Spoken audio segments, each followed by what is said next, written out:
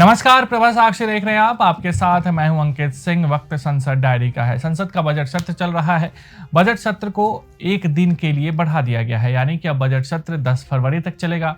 राज्यसभा में सभापति जगदीप धनखड़ और लोकसभा में अध्यक्ष ओम बिरला ने बुधवार को इसकी घोषणा की। वहीं आज राज्यसभा में प्रधानमंत्री नरेंद्र मोदी ने राष्ट्रपति के अभिभाषण पर हुई चर्चा का जवाब दिया। इस दौरान उन्होंने विपक्ष पर जबरदस्त तरीके से तंज कसा। साथ ही साथ उन्होंने यह भी बता दिया कि एक बार फिर उनकी सरकार आएगी तो क्या क्या प्राथमिकताएं रहने वाली हैं। प्रधानमंत्री ने मल्लिकार्जुन खड़गे और राहुल गांधी पर भी जबरदस्त तरीके से निशाना साधा। उन्होंने परिवारवाद की राजनीति करने वालों को भी लपेटा है। राज्यसभा की कार्यवाही। प्रधानमंत्री नरेंद्र मोदी ने बुधवार को कांग्रेस पर करारा हमला करते हुए कहा कि आजादी के बाद इतने लंबे समय तक देश की सत्ता पर काबिज रहने वाली पार्टी के पतन और गिरावट को लेकर उनके मन में संवेदनाएं हैं और वह प्रार्थना करेंगे कि विपक्षी दल अगले आम चुनाव में 40 सीट बचा ले। उन्होंने कहा कि विपक्ष मेरी आवाज नहीं दबा सकता, देश की जनता ने मुझे मजबूती दी है। कांग्रेस पर तंज कसते हुए प्रधानमंत्री मोदी ने कहा कि पार्टी सोच से भी पुरानी पड़ गई है और अपना काम आउटसोर्स कर रही है। उन्होंने कहा कि जिस कांग्रेस ने बाबा साहब अंबेडकर को भारत रत्न देने के योग्य नहीं समझा और अपने ही परिवार के लोगों को भारत रत्न देती रही, वह हमें आज उपदेश दे रही है। मैं खड़गे जी का विशेष आभार प्रकट करता हूं।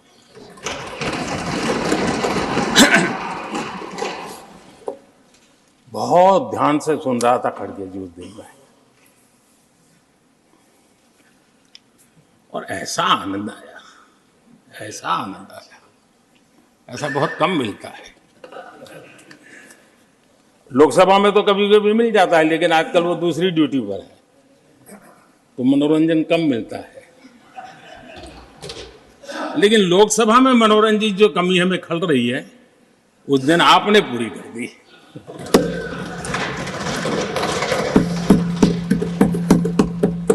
और मुझे प्रसन्नता इस बात की थी कि माननीय खड़गे जी काफी लंबा और बड़ी इम्तिहान वजह से शांति से बोल रहे थे। समय भी काफी लिया था। तो मैं सोच रहा था कि आजादी मिली कैसे, इतना सारा बोलने की आजादी मिली कैसे। तो मैं सोच तो रहा था, लेकिन बाद में मेरे ध्यान में आया कि 2 स्पेशल कमांडर जो रहते हैं ना, उस दिन नहीं थे और आजकल नहीं रहते वो। और इसलिए बहुत भरपूर फायदा स्वतंत्रता का आदरणीय खड़गे जी ने उठाया।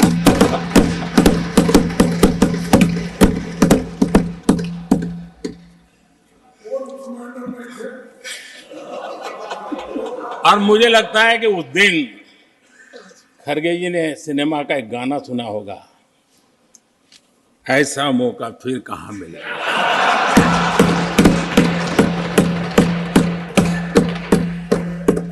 और खड़गे जी भी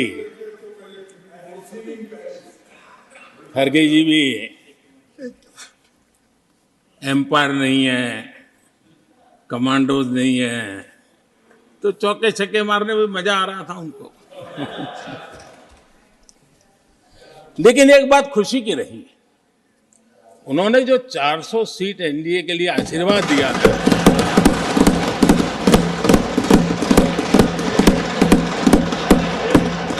और मैं खड़गे जी के इन आशीर्वाद को, आपके आशीर्वाद मेरे सर आंखों पर। आदरणीय सभापति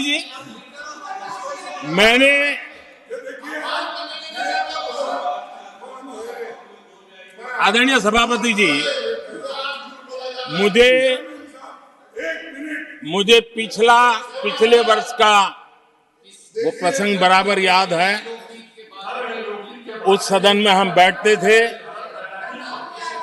और देश के प्रधानमंत्री की आवाज को गला घोंटने का भरपूर प्रयास किया गया। हम बड़े धैर्य के साथ, बड़ी नम्रता के साथ आपके एक एक शब्द को सुनते रहे। और आज भी आप न सुनने की तैयारी के साथ आए हैं, आप न सुनने की तैयारी के साथ आए हैं, लेकिन मेरी आवाज को आप दबा नहीं सकते हैं। Please take your seat. I'll give you. देश की जनता ने इस आवाज को ताकत दी हुई है। देश की जनता के आशीर्वाद से आवाज निकल रही है और इसलिए आपने पिछली बार, मैं भी इस बार पूरी तैयारी के साथ आया हूं। मैंने सोचा था कि उस वक्त कि शायद आप जैसे व्यक्ति सदन में आए हैं तो मर्यादाओं का पालन करेंगे, लेकिन 1.5-2 घंटे तक क्या जुल्म किया था आप लोगों ने मुझ पर, और उसके बाद भी मैंने एक भी शब्दों की मर्यादाएं तोड़ी नहीं थी। आदरणीय सभापति जी, हमको बहुत सुनाया गया है और हमने सुना है, लोकतंत्र में आपका कहने का अधिकार है और हमारी सुनने की जिम्मेवारी है। और आज जो भी बातें हुई हैं उसको मुझे देश के सामने रखनी चाहिए और इसलिए मैं प्रयास करूंगा। आदरणीय सभापति जी, ये जब सुनता हूं, उधर भी सुना इधर भी सुना, मेरा विश्वास पक्का हो गया है कि ये पार्टी सोच से भी आउटडेटेड हो गई है।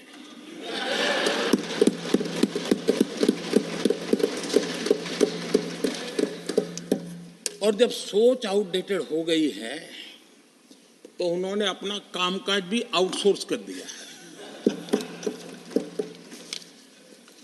देखते ही देखते इतना बड़ा दल, इतने दशकों पर तक देश पर राज करने वाला दल, ऐसा पतन, ऐसी गिरावट हमें खुशी नहीं हो रही है। हमारी आपके प्रति संवेदनाएं हैं, लेकिन डॉक्टर क्या करेगा जी, पेशेंट खुद। आगे क्या बोलूं?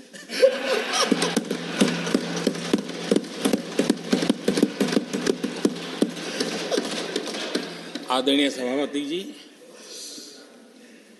ये बात सही है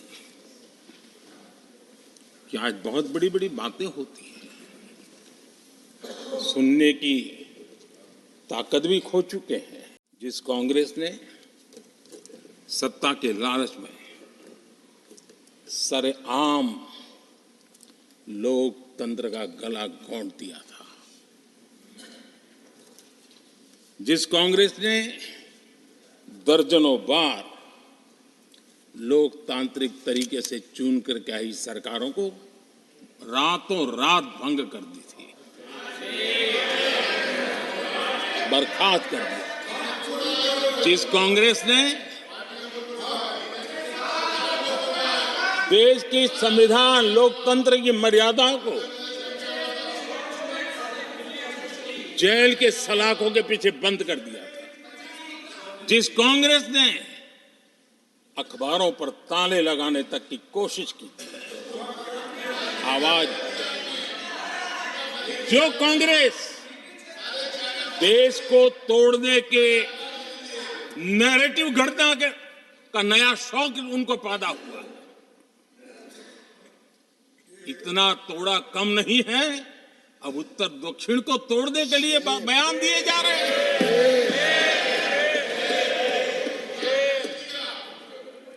और ये कांग्रेस हमें लोकतंत्र और फेडरलिज्म उस पर प्रवचन दे रही है। आदरणीय सभापति जी, जिस कांग्रेस ने Nothing. Only the address will go on record. और Nothing else. भाषा के नाम पर देश को बांटने में कोई कसर नहीं छोड़ी, Please. जिस कांग्रेस ने आतंकवाद और अलगाववाद को अपने हित में पनपने दिया, जिस कांग्रेस ने नॉर्थ ईस्ट को हिंसा अलगाव और पिछड़ेपन में धकेल दिया। जिस कांग्रेस के राज में नक्सलवाद के लिए देश के लिए एक बहुत बड़ी चुनौती बनाकर के छोड़ दिया, जिस कांग्रेस ने देश की बहुत बड़ी जमीन दुश्मनों के हवाले कर दी, जिस कांग्रेस ने देश की सेनाओं का आधुनिकीकरण होने से रोक दिया, वो आज हमें राष्ट्रीय सुरक्षा और आंतरिक सुरक्षा के लिए भाषण दे रहे हैं। जिस कांग्रेस ने आजादी के बाद से ही कंफ्यूज रही, उनको उद्योग जरूरी है कि खेती जरूरी है, उसी कंफ्यूजन में गुजारा किया। जो कांग्रेस तय नहीं कर पाई कि नेशनलाइजेशन करना है कि प्राइवेटाइजेशन करना है, उलझती रही। जो कांग्रेस 10 वर्ष में 12 नंबर से 11 नंबर पर आर्थिक व्यवस्था ले आ पाई, 10 साल में 12 से 11 नंबर।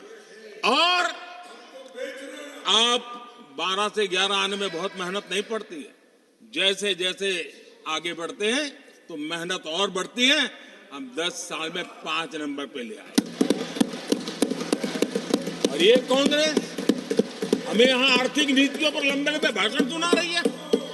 आदरणीय सभापति जी, जिस कांग्रेस ने ओबीसी को पूरी तरह आरक्षण नहीं दिया, जिसने सामान्य वर्ग के गरीबों को कभी आरक्षण नहीं दिया, जिसने बाबा साहब के बजाय बाबा साहब को भारत रत्न देने योग्य नहीं माना, अपने ही परिवार को भारत रत्न देते रहे, जिस कांग्रेस ने देश की गली सड़कों चौक चौराहे पर अपने ही परिवार के नाम के पाठ जड़ दिए हैं, वो हमें उपदेश दे रहे हैं, वो हमें सामाजिक न्याय के पाठ पढ़ा रहे हैं। आदरणीय सभापति जी, जिस कांग्रेस के अपने नेता की कोई गारंटी नहीं है, अपनी नीति की कोई गारंटी नहीं है, वो मोदी की गारंटी पर सवाल उठा रहे हैं। आदरणीय सभापति जी, इस सदन में अंग्रेजों को याद किया गया। अब राजा महाराजाओं का तो अंग्रेजों के साथ गहरा नाता रहा था उस समय, तो अब मैं जरा पूछना चाहता हूं कि अंग्रेजों से कौन इंस्पायर्ड था। मैं तो ये तो नहीं पूछूंगा कि कांग्रेस पार्टी को जन्म किसने दिया था, ये तो मैं नहीं पूछूंगा। आजादी के बाद भी देश में गुलामी की मानसिकता को किसने बढ़ावा दिया? अगर आप अंग्रेजों से प्रभावित नहीं थे तो अंग्रेजों की बनाई दंड संहिता, पिनल कोड, आपने क्यों नहीं बदली? आदरणीय सभापति जी, अगर आप अंग्रेजों से प्रभावित नहीं थे तो अंग्रेजों के जमाने के सैकड़ों कानून क्यों चलते रहे? आप अगर अंग्रेजों से प्रभावित नहीं थे तो लाल बत्ती कल्चर, ये लाल बत्ती कल्चर इतने दशकों बाद भी क्यों चलता? अगर आप अंग्रेजों से प्रभावित नहीं थे तो भारत का बजट शाम को 5 बजे इसलिए आता था क्योंकि ब्रिटिश पार्लियामेंट का सुबह शुरू होने का समय होता था। ये ब्रिटेन की पार्लियामेंट के समय के अनुकूल शाम 5 बजे बजट की परंपरा क्यों चलाए रखी थी आपने? कौन अंग्रेजों से इंस्पायर था? पर आप अंग्रेजों से प्रेरित नहीं थे तो हमारी सेनाओं के चिन्हों पर आज भी गुलामी के प्रतीक अब तक क्यों बने हुए थे? हम एक के बाद एक हटा रहे हैं। अगर आप अंग्रेजों से प्रेरित नहीं थे तो राजपथ को कर्तव्य पथ बनने के लिए मोदी का इंतजार क्यों करना पड़ा? आदरणीय सभापति जी, अगर आप अगर आप अंग्रेजों से प्रभावित नहीं थे तो अंडमान और निकोबार इन द्वीप समूहों पर आज भी अंग्रेजी सत्ता के निशान क्यों लटके पड़े थे? आदरणीय सभापति जी, अगर आप अंग्रेजों से प्रभावित नहीं थे तो इस देश के सेना के जवान देश के लिए मन मिटते रहे, लेकिन देश के जवानों के सम्मान में एक वॉर मेमोरियल तक आप बना नहीं पाए थे। क्यों नहीं बनाया? अगर आप अंग्रेजों से इंस्पायर्ड नहीं थे, प्रभावित नहीं थे, तो भारतीय भाषाओं को हीन भावना से क्यों देखा? स्थानीय भाषा में पढ़ाई के प्रति आप लोगों की बेरुखी क्यों थी? आदरणीय सभापति जी, अगर आप अंग्रेजों से प्रेरित नहीं थे तो भारत को मदर ऑफ डेमोक्रेसी बताने में आपको कौन रोकता था? आपको क्यों महसूस नहीं हुआ कि दुनिया में? आदरणीय सभापति जी, मैं सैकड़ों उदाहरण दे सकता हूं कि आप किस प्रभाव में काम करते थे और देश को सुनते ये सारी बातें याद आने वाली। आदरणीय सभापति जी, अगर हम 21वीं सदी में हैं, हम विकसित भारत के सपने को इसी सदी में 2047 तक स्वीकार करना, सिद्ध करना चाहते हैं, तो 20वीं सदी की सोच नहीं चल सकती। इस 20वीं सदी का स्वार्थी एजेंडा, मैं और मेरा वाला जो खेल है ना, वो 21वीं सदी में देश को समृद्ध नहीं, विकसित भारत नहीं बना सकता है। कांग्रेस इन दिनों काफी बातें हो रही जाति की, फिर से एक बार क्यों जरूरत पड़ गई उनको मैं तो नहीं जानता हूं, लेकिन अगर उनको जरूरत पड़ी है तो पहले जरा अपने गरिबान में झांके, उनको पता चलेगा क्या किया है। दलित, पिछड़े और आदिवासी, कांग्रेस जन्मजात उनकी सबसे बड़ी विरोधी रही है।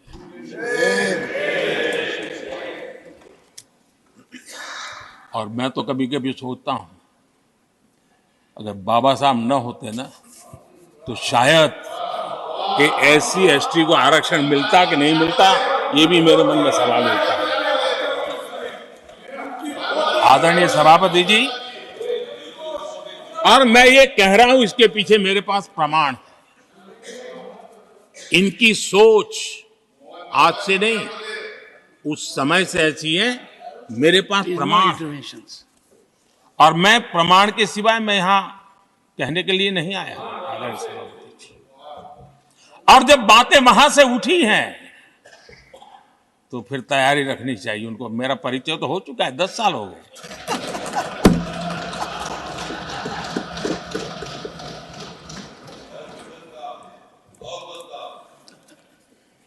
एक बार, और मैं आदरपूर्वक नेहरू जी को इन दिनों ज्यादा याद करता हूं, क्योंकि हमारे साथियों की अपेक्षा रहती है कि जरा उनको तो बोलो, कुछ तो बोल रहा थे। अब देखिए, एक बार नेहरू जी ने एक चिट्ठी लिखी थी, और ये चिट्ठी मुख्यमंत्रियों को लिखी थी। मैं उसका अनुवाद पढ़ रहा हूं। उन्होंने लिखा था, ये देश के प्रधानमंत्री पंडित नेहरू जी द्वारा उस समय के देश के मुख्यमंत्रियों को लिखी गई चिट्ठी है, ऑन रिकॉर्ड है। मैं अनुवाद पढ़ता हूं। मैं किसी भी आरक्षण को पसंद नहीं करता, और खासकर नौकरी में आरक्षण तो कतई नहीं। मैं ऐसे किसी भी कदम के खिलाफ हूं जो अकुशलता को बढ़ावा दे, जो दोयम दर्जे की तरफ ले जाए। ये पंडित नेहरू ने मुख्यमंत्रियों को लिखी हुई चिट्ठी है। और तब जाकर के मैं कहता हूं, ये जन्मजात इसके विरोधी है। नेहरू जी कहते थे, अगर एससी एसटी, ओबीसी को नौकरियों में आरक्षण मिला तो सरकारी काम का स्तर गिर जाएगा। और आज जो आंकड़े गिनाते हैं ना कि इतने यहां है, इतने यहां है, उसका मूल यहां है, क्योंकि उस समय उन्होंने रोक दिया था रिक्रूटमेंट ही मत करो। अगर उस समय सरकार में भर्ती हुई होती और वो प्रमोशन करते करते आगे बढ़ते तो आज यहां पर पहुंचते। सभापति जी, ये कोर्ट में पढ़ रहा हूं, आप वेरीफाई कर सकते हैं, मैं पंडित नेहरू का कोर्ट पढ़ रहा हूं। आदरणीय सभापति जी, इनके एक मार्गदर्शक अमेरिका में बैठे हैं। सभापति जी, इनके एक मार्गदर्शक अमेरिका में बैठे हैं। Sir, only the address will go on record. जो Please, only address, no. पिछले चुनाव में हुआ तो हुआ के लिए फेमस हो गए थे और कांग्रेस इस परिवार के काफी करीबी है। उन्होंने अभी अभी संविधान निर्माता बाबा साहब आंबेडकर के उनके योगदान को छोटा करने का भरपूर प्रयास किया। आदरणीय सभापति जी, हमारी सरकार का तीसरा टर्म दूर नहीं है।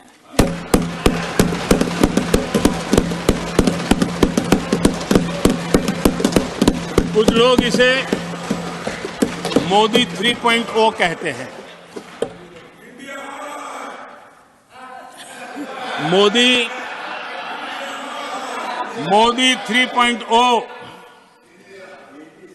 विकसित भारत की नींव को मजबूत करने के लिए पूरी शक्ति लगा देंगे। हम हर राज्य को उसका पूरा हक भी देना चाहते हैं, लेकिन मैं आज एक अहम मुद्दे पर मेरी पीड़ा व्यक्त करना चाहूंगा। आदरणीय सभापति जी, एक राष्ट्र हमारे लिए सिर्फ जमीन का टुकड़ा नहीं है, हम सबके लिए एक इकाई ऐसी है जो प्रेरणा देने वाली इकाई है। जैसे शरीर होता है, शरीर में जैसे अंगांगी भाव होता है, अगर पैर में कांटा लगे तो पैर ये नहीं कहता है, हाथ कभी नहीं सोचता है कि मुझे क्या, पैर को कांटा लगा है, पैर पैर का काम करेगा, पल भर में हाथ पैर के पास पहुंच जाता है, कांटा निकालता है। कांटा पैर को लगता है, आंख ये नहीं कहती कि आंसू मैं क्यों बहाऊं, आंसू आंख से निकलते हैं। हिंदुस्तान के किसी भी कोने में दर्द हो तो पीड़ा सबको होनी चाहिए। अगर देश का एक कोना, अगर शरीर का एक अंग अगर काम नहीं करता है तो पूरा शरीर अपंग माना जाता है। शरीर जिस प्रकार से, अगर देश का भी कोई कोना, देश का कोई क्षेत्र विकास से वंचित रह जाएगा तो देश विकसित नहीं हो सकता है। और इसलिए हमें भारत को एक अंगांगी भाव से देखना होना चाहिए, उसको टुकड़ों में नहीं देखना चाहिए। जिस प्रकार से हिंदी और भाषा बोली जा रही है, देश को तोड़ने के लिए, राजनीतिक स्वार्थ के लिए नए नैरेटिव गढ़े जा रहे हैं। एक पूरी सरकार मैदान में उतर करके भाषा गढ़ रही है। इससे बड़ा देश का दुर्भाग्य क्या हो सकता है? आप मुझे बताइए, झारखंड का कोई आदिवासी बच्चा अगर ओलंपिक के खेल के अंदर जाकर के मेडल लेकर आएगा तो क्या हम ये सोचते हैं कि तो झारखंड का बच्चा है? पूरा देश कहता है हमारा देश है। जब एक झारखंड का बच्चे में प्रतिभा देखते हैं और देश हजारों करोड़ रुपया, हजारों लाखों रुपया खर्च करके उसको अच्छे कोचिंग के लिए दुनिया के किसी देश में भेजता है, तो हम ये सोचेंगे कि खर्चा झारखंड के लिए हो रहा है, क्या देश के लिए नहीं हो रहा है? हम क्या करने लगे हैं, क्या भाषा बोलने लगे? इस देश का गौरव हमारे यहां वैक्सीन, देश के करोड़ों लोगों को वैक्सीन का, हम ये कहेंगे वैक्सीन तो उस कोने में बनी थी इसलिए हक उनका है, देश को नहीं मिल सकती? कैसा सोच सकते हैं? क्या वैक्सीन उस शहर में बनी थी इसलिए देश के और भागों को इसका लाभ नहीं मिलेगा? ये सोचेंगे क्या? क्या सोच बन गई है? और एक राष्ट्रीय दल के अंदर से ऐसे विचार है, ये बहुत बहुत दुखद की बात है। मैं पूछना चाहता हूं आदरणीय सभापति जी, क्या अगर हिमालय कल कहना शुरू कर दें, हिमालय कल बोलना शुरू कर दें कि नदियां मेरे यहां से बहती हैं, मैं तुम्हें पानी नहीं देने दूंगा, पानी का अधिकार मेरा है, देश का क्या होगा? देश कहां जाकर के रुकेगा? अगर जिन राज्यों में कोयला है वो कह दें कोयला नहीं मिलेगा, ये हमारी संपत्ति है, जाओ तुम अंधेरे में गुजारा करो, देश कैसे चलेगा? आदरणीय सभापति जी, ऑक्सीजन कोविड के समय हमारे यहां ऑक्सीजन की संभावनाएं पूर्वी कार्य में जो उद्योग है उसके देश के पूरे देश को ऑक्सीजन की जरूरत थी। अगर उस समय पूरब के लोग कह करके बैठ जाते ऑक्सीजन को हम नहीं दे सकते, हमारे लोगों की जरूरत है, देश को कुछ नहीं मिलेगा, क्या होता देश का? उन्होंने संकट झेल करके भी देश को ऑक्सीजन पहुंचाया। देश के अंदर ये भाव तोड़ने का क्या प्रयास हो रहा है? क्या इस प्रकार से देश को हमारा टैक्स, हमारे मनी किस भाषा में बोला जा रहा है? ये देश के भविष्य के लिए नया खतरा पैदा करने वाली बात है।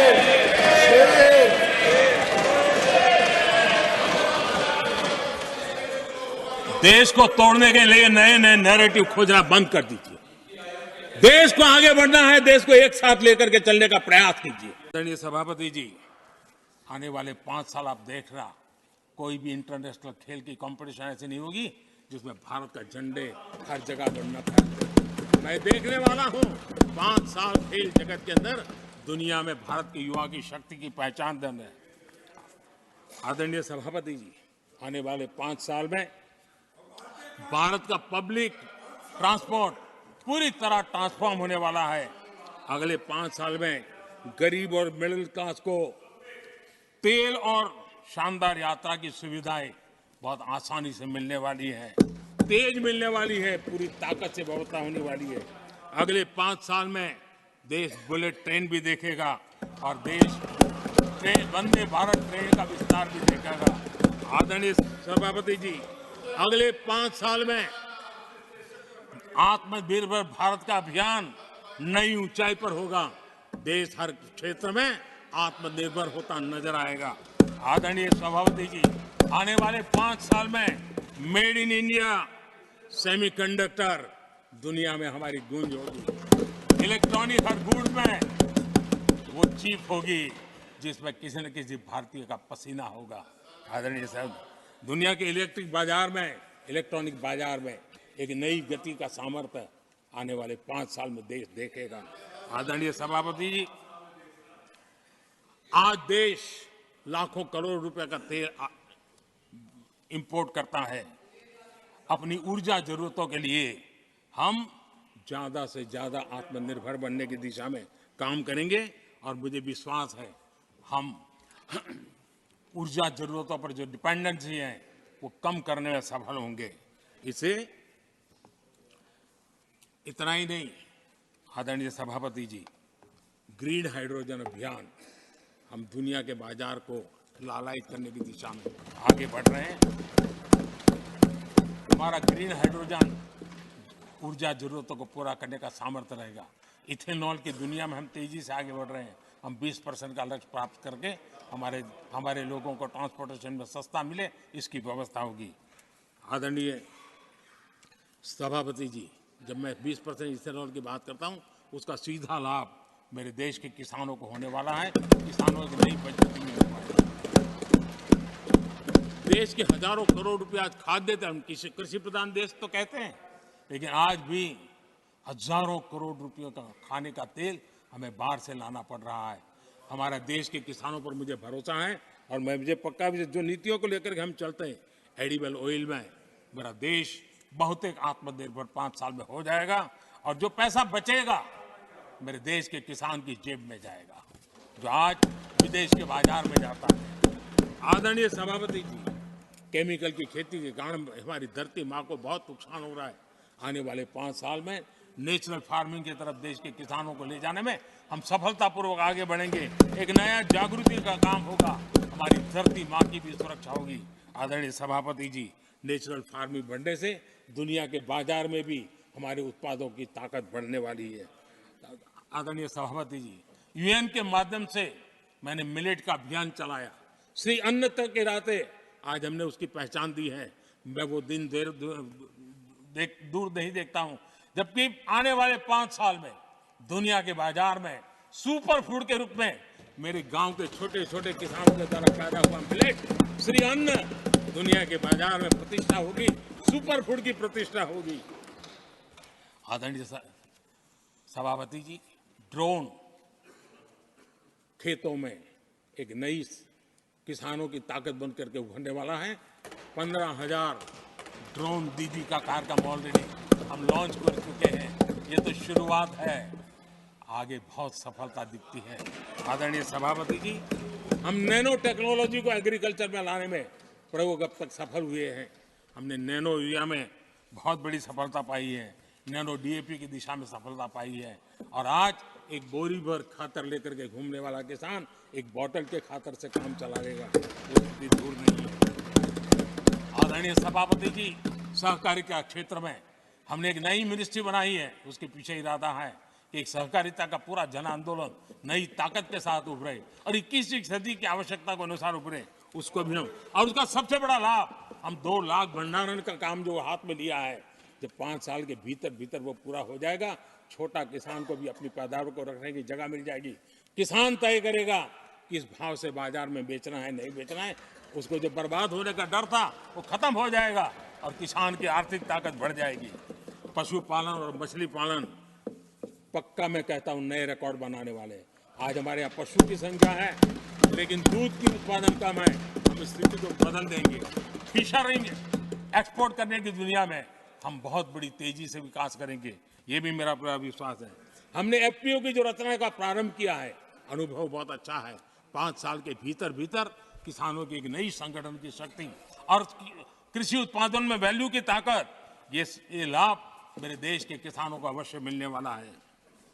आदरणीय सभापति जी, G20 की सफलता ने साफ कर दिया है और दुनिया में कोविड के बाद जो खुलापन आया, उस खुलापन का सबसे बड़ा लाभ हमने देखा है कि विश्व का ध्यान भारत की तरफ गया है और इसलिए एक बहुत बड़ा क्षेत्र टूरिज्म आने वाले दिनों में होने वाला है और जो सबसे ज्यादा रोजगार देने वाला है। आज विश्व के कई देश हैं जिसकी पूरी इकोनॉमी टूरिज्म पर निर्भर है। भारत में भी बहुत से राज्य ऐसे बन सकते हैं जो उनकी पूरी इकोनॉमी का सबसे बड़ा हिस्सा टूरिज्म होगा और वो दिन दूर नहीं है जिन नीतियों को लेकर के हम चल रहे हैं। भारत एक बहुत बड़ा टूरिस्ट डेस्टिनेशन बनने वाला है। केंद्रीय सड़क परिवहन और राजमार्ग मंत्री नितिन गडकरी ने बुधवार को बताया कि शिलक्वारा बारकोट सुरंग में उस हिस्से में 2019 में ढहने या गुहा बनने की कोई घटना नहीं हुई थी, जो हिस्सा पिछले साल ढह गया था। इस निर्माणाधीन सुरंग का एक हिस्सा 12 नवंबर को ढह जाने से 41 श्रमिक अंदर फंस गए थे, उन्हें बाद में बाहर निकाला गया। आगामी लोकसभा चुनाव के लिए आचार संहिता लागू होने से पहले सरकार पथकर के लिए उपग्रह आधारित पथकर प्रणाली शुरू करने पर विचार कर रही है, जिसके तहत टोल नाके हटा दिए जाएंगे और वाहन चालकों को केवल उतनी ही दूरी का पथकर देना होगा जितनी दूरी वह चलेंगे। इस बात की जानकारी नितिन गडकरी ने दी है। अब लोकसभा की कार्यवाही। सरकार ने बुधवार को लोकसभा में कहा कि पाकिस्तान के साथ व्यापार एक सीमा तक वायु मार्ग और समुद्री मार्गों के माध्यम से किया जा रहा है, लेकिन जमीनी मार्ग से यह बंद है क्योंकि पड़ोसी देश ने ही एक तरफा प्रतिबंध लगाया हुआ है। केंद्रीय वाणिज्य एवं उद्योग राज्य मंत्री अनुप्रिया पटेल ने सदन में एक पूरक प्रश्न के उत्तर में इस बात की जानकारी दी है। कांग्रेस ने मंगलवार को सरकार पर आर्थिक कुप्रबंधन का आरोप लगाया। वहीं भारतीय जनता पार्टी ने कहा कि प्रधानमंत्री नरेंद्र मोदी की सरकार देश में रामराज्य स्थापित कर रही है। लोकसभा में बुधवार को वर्ष 2024-25 के लिए अंतरिम केंद्रीय बजट लेखानुदान की मांगों, अनुदानों की अनुपूरक मांगों, जम्मू कश्मीर संघ राज्य क्षेत्र अंतरिम बजट, जम्मू कश्मीर संघ राज्य क्षेत्र के लिए लेखानुदानों की मांग और जम्मू कश्मीर संघ राज्य क्षेत्र के लिए अनुदानों की अनुपूरक मांगों पर चर्चा हुई। चर्चा की शुरुआत करते हुए कांग्रेस सांसद शशि थरूर ने सरकार पर कई महत्वपूर्ण क्षेत्रों में आंकड़े छिपाने का आरोप लगाते हुए कहा कि एनडीए का मतलब नो डेटा अवेलेबल हो गया है। पूर्व केंद्रीय मंत्री थरूर का कहना था कि वित्त मंत्री निर्मला सीतारमण ने अपने बजट भाषण में युवा, महिला, गरीब और किसान के रूप में 4 जातियों की बात की है, लेकिन सच्चाई यह है कि इस सरकार ने इन्हीं 4 वर्गों को सबसे ज्यादा परेशानी झेलनी पड़ी है। भारतीय जनता पार्टी के सांसद निशिकांत दुबे ने चर्चा में भाग लेते हुए कहा कि प्रधानमंत्री नरेंद्र मोदी के 10 साल के शासन में अयोध्या में राम मंदिर की स्थापना नहीं हुआ, बल्कि देश में राम राज्य भी स्थापित हुआ है। उन्होंने आरोप लगाया कि कांग्रेस नेता राहुल गांधी के नेतृत्व में भारत जोड़ो न्याय यात्रा पश्चिम बंगाल, बिहार और झारखंड में केवल उन स्थानों से निकाली जा रही है जो बांग्लादेशी घुसपैठियों के केंद्र रहे हैं। दुबे ने कहा कि 1947 से 1990 तक कांग्रेस की सरकारों के समय लाइसेंस परमिट कोटा राज रहा, जब केवल कांग्रेस समर्थक उद्योगपतियों को ही उद्यम करने का अधिकार होता था। सरकार ने लोकसभा को बताया कि रेलवे किरायों को युक्ति संगत बनाने का मामला विचाराधीन है। रेल मंत्री अश्विनी वैष्णव ने प्रश्नकाल के दौरान कांग्रेस के अधीर रंजन चौधरी के एक प्रश्न के उत्तर में ये जानकारी दी है। विज्ञान एवं प्रौद्योगिकी मंत्री जितेंद्र सिंह ने देश के शीर्ष पदों पर महिलाओं की नियुक्ति में किसी भी प्रकार के भेदभाव के आरोपों से इनकार किया और बुधवार को कहा कि आदित्य योजना की कमान तमिलनाडु की महिला वैज्ञानिक के हाथों में होना और चंद्रयान की उप परियोजना निदेशक कर्नाटक की महिला वैज्ञानिक का होना इसके सर्वश्रेष्ठ उदाहरण है। सरकार ने बुधवार को बताया कि 2022-23 में देश में गन्ना किसानों का 99% भुगतान किया जा चुका है और देश में अब गन्ना किसानों का कोई आंदोलन नहीं चल रहा है। सरकार ने यह भी कहा है कि भुगतान न करने वाली चीनी मिलों के खिलाफ कार्रवाई की जा रही है। उपभोक्ता कार्य, खाद्य एवं सार्वजनिक वितरण मंत्री पीयूष गोयल ने इस बात की जानकारी दी है। अगर आप भी लेना चाहते हैं देश दुनिया की तमाम जानकारी तो आज ही सब्सक्राइब करें हमारे चैनल को। साथ ही नीचे दिए बेल आइकन को जरूर दबाएं ताकि हर अपडेट आप तक पहुंच सके।